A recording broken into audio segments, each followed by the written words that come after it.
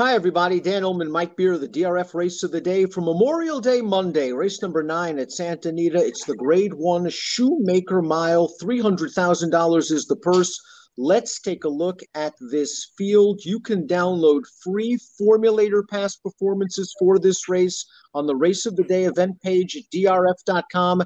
Access them, handicap along with us. Some of the better turf milers in the country, Mike, in this race, along with War of Will, last year's Preakness winner, making a return to the turf. Very competitive group of horses. River Boyne, he took the worst of it from a post position standpoint. He's been in razor sharp form and usually has the tactical speed to get good trips. We'll see if he can overcome post 11. I think part of the key to his last two wins, Dan, where he looks good winning, was that he got really good trips in those races. We'll see if he can get one from post 11. No surprise on the time form US pace projector. We expect Voodoo Song anytime he's entered to be on the lead, and Voodoo Song stretching out in distance should be in Frontier. The question is this the same Voodoo Song that terrorized Saratoga the last couple of years, but he should be able to make the lead? Yeah, he doesn't quite seem like he's the same horse that he was in 2018 when he became a Grade 1 winner, Dan. His form last year wasn't terrible, but it wasn't quite as good. I do expect him to be on the lead, though, in this race. Let's start things off with a dangerous Chad Brown entrant down towards the inside. The number 1 Without Parole was third in the Breeders' Cup Mile.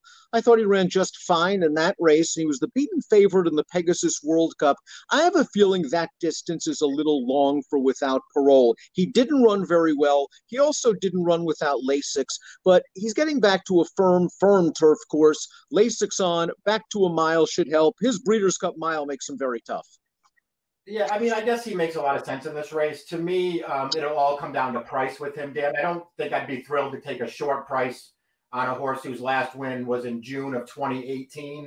But he did run pretty well in the Breeders' Cup last time. You know, maybe the distance, you're right, wasn't his favorite. He didn't get a great trip in that race, but he also didn't run that well either. I don't know. I could go either way on Dan. I would say this. I wouldn't take too short a price on him.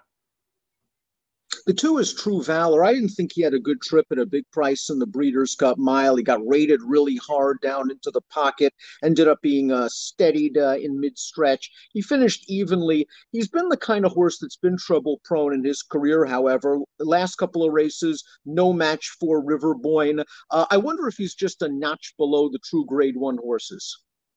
I think he might be. On the other hand, his good race does make him pretty competitive in here. For a horse who's 20-1 on the morning line, you could do a lot worse than him. He just needs to get a little bit lucky. He has often been unlucky in his races.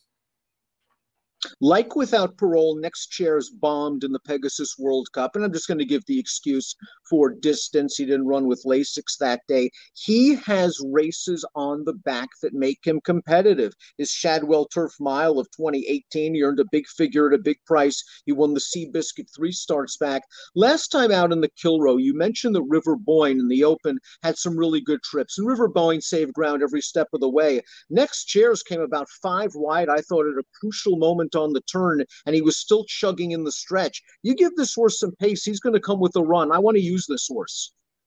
Yeah, I can see him being a factor in here as well, Dan. He's another horse. I don't fully trust him, but obviously his good race makes him really tough in here. I agree with your take on his Kilroe last time. I thought he ran pretty well there because he did have to come wide while several other horses were able to save ground and get clean runs. This horse had to come all the way to the outside. I thought he was a good third. Grade 1 winner Voodoo Song is up next, the expected pace setter. He hasn't won since taking the 4-star Dave at Saratoga back in 2018. His last race to me is a complete throwout. It was his first start in Southern California. They shortened him way up to 5.5 furlongs. He took on 2 top turf sprinters in Sistron and Bound for Nowhere, and that's just not his game. He's stretching out. He's going to make the lead. He's catching some horses off a layoff. I can understand anybody that wants to take a flyer on a horse that can get to the front.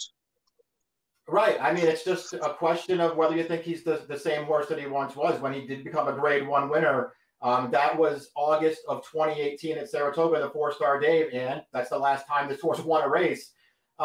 Listen, I thought he was okay last year when they brought him back as a 5-year-old, but his form clearly wasn't as good as it was the year prior. I mean, they ran him in a couple of New York bred races toward the end of the year, Dan. I mean, he ran fine in those races, but he didn't really have any excuse to lose either one of them, and he lost them both. I mean, that's a little disappointing to me. We'll see if he can rebound here and get back to one of his really good races. A lot of eyes are going to be on the number 5, War of Will, one of the better 3-year-olds last year, winner of the Preakness, might have had the track against him in both the Belmont and the Jim Dandy, ran okay in the Pennsylvania Derby and the Breeders' Cup Classic against older horses, a little bit too tough for him. What a lot of folks forget is that this horse is beautifully bred for turf. He began his career on turf, and he ran some excellent races on turf, albeit without winning. The Breeders' Cup Juvenile Turf of 2018, one of them, a race in which he was basically wide every step and had no chance. Yeah, true enough. I mean, you can count me among, it's probably the few, as far as War of Will goes, but I've been waiting for this horse to get back to the turf, and I know that he turned out to be a good dirt horse, Dan, but I like him better on the grass. I also like the spot that Mark Casse picked out for him originally at Gulfstream Park, in a sort of an overnight listed kind of race. I like that spot for him. I don't know if I love him in the Grade 1 Shoemaker Mile or not. I'm going to use him. He's another horse that 4-1 on the line doesn't thrill me. But he does have great tactical speed. Casse has been planning for a turf campaign all along ever since the Breeders' Cup Classic, and he could be sitting right off of Voodoo Song early, ready to pounce when the real racing begins. Blitzkrieg is next. Blitzkrieg did okay in Dubai in his 3 turf starts there. He's been a solid Grade 3 kind of horse in California for Doug O'Neill. They've tried sprinting him. I wonder if a mile is his best distance. He's done pretty well basically at any kind of distance. I'm just not sure from a class perspective whether this former claimer meets up with some of these horses. That's kind of what I thought too. He is a sort of a tactical kind of horse. He has the speed to get forward in here. Maybe he'll work out a trip, Dan. I know he won the Grade 3 there at Golden Gate last April. I guess he ran fine there. I don't know, Dan. He's improved since O'Neill took him over. I just felt like this was a tough spot for him. Majestic Eagle is a first-time gelding, and I think the hope there for those that like Majestic Eagle, and I like Majestic Eagle a little bit, is that being a new gelding is going to move him up, and perhaps that's just a reach. He's been more of a Grade 3 horse throughout his career. He hasn't shown that he can run with these type of horses, and I just couldn't find the excuse last time out in the Thunder Road. I'm prejudiced against him. I like this horse. I think he occasionally outruns his odds in big races. And if you're catching a field of horses coming off of lousy running lines, layoffs, or stuck in tough post positions, maybe he's the kind of horse that you can use at a big price, which he's going to be, at least in the exotics.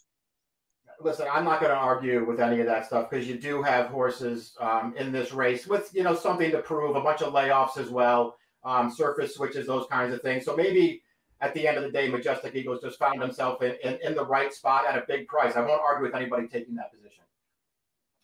Raging Bull is the number 8. He won the Hollywood Derby as a 3-year-old, and there were big expectations for Raging Bull last year at 4. And while he was 3rd in the Manhattan and 2nd in the 4-Star Dave, you could argue that he didn't meet those expectations because he didn't reach the winner's circle. His Woodbine Mile was okay. He caught a wet track that day. It was not a great trip for him.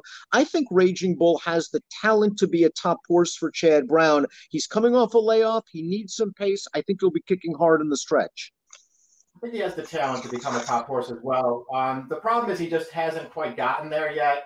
And they keep betting him like he already is that horse, which sort of bothers me. I sort of looked at him in this race and felt like I'm going to use him, but I'm not going to bet him to win in this race because I do think he's going to be the favorite at post time. One of your favorites is up next. Mark Casse has the 9, March to the Arch, coming off a 3rd place finish in this race, the Appleton Stakes. And you're going to see March to the Arch, he just didn't really have a great trip in this race. He usually has the tactical speed to get good trips. We saw that 2 back at Tampa Bay, where maybe he was stuck in between horses for a little while, but I thought overall it was a pretty good trip. He's going to run 3rd here in the Appleton. He usually gives a good, honest performance. And March to the Arch, I think, is one of those interesting price horses that you don't want to take lightly in here.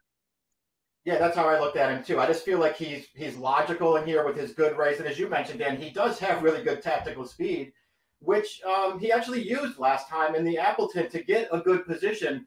Unfortunately for him, he had one of the pace players back up into him. He was in traffic all the way around the 2nd turn, all the way down past mid-stretch. You saw him sort of start to get clear at the end, but it was too late there.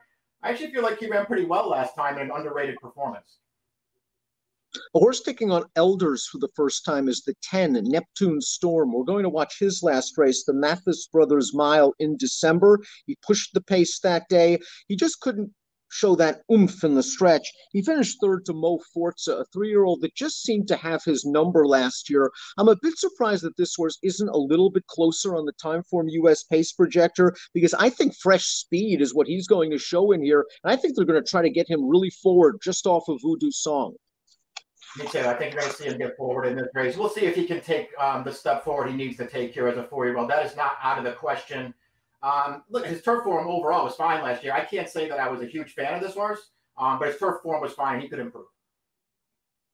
River Boyne has been a good, consistent, hard knocker in Southern California for a long time, but I think you can argue he's in career best form right now. Let's watch the Kilroe Mile last time out. He had a great trip sitting the pocket. You're going to see, though, that the horse to beat, Got Stormy, got the jump on him. Got Stormy's in the pink silks. River Boyne's going to have to split and dive down towards the inside. And River Boyne shows a lot of heart in here, battling towards the inside to beat Got Stormy. He really ran in the stretch. He usually has the tactical speed to get good trips. The question is whether he can get that sort of trip from this post position. Yeah, that is the big question. I like his last 2 races. Perfect trips or not in those races. I thought he ran well both times. If you go back one start prior to that, when they took him to Turf Paradise, Dan, it's sort of a similar situation. He had post 11, and while that running line may not look great, he got a bad trip from post 11 in there. He got hung out to dry around the first turn. He could never save any ground. It really cost him in that race. We'll see if it costs him here. I think the positives about him are he's in really good form, and I don't think he's going to be the favorite here because he's got post 11, and there are other horses that people are going to be attracted to towards the inside. There are so many ways to go in this race. And as we take a look at our selections for the Shoemaker Mile, we go in some different directions. You have March to the Arch as your top selection, the number 9. Just a nice, solid horse. Raging Bull is your second pick, the 8 coming off of the long layoff. You went 9, 8, 5, and 1. Yeah, I'm just going to give March to the Arch a chance here, Dan. I'm not worried about him shipping out here, and I do think he can get a good trip in this race. And, once again, I just think he's a little underrated, and he's going to get overlooked a little bit in this race. I'm using all 4 of my top selections in multiple race wagers. I think Majestic Eagle, my top pick, is a horse that needs to improve by leaps and bounds if he's going to win this race. He's more of a spot play kind of horse, a horse you might want to consider in the exotics, but he's the best price of my horses, and I don't think he's that far out of it, so that's why I put him on top. But I want to use Without Parole, who I think has a lot of ability at this mile. I think River Boyne is going to work something out from the outside post. And next, Chairs. That trip might not have worked out for him last time out. I think he's going to come with a kick. It's just such a fun race. 9, 8, 5, 1 for Mike, 7, 1, 11, 3 for me. It's the Grade 1 Shoemaker Mile, one of 3 Grade 1 stakes races on Memorial Day at Santa Anita on Monday. This race has an approximate post of 4:30 Pacific. Good luck.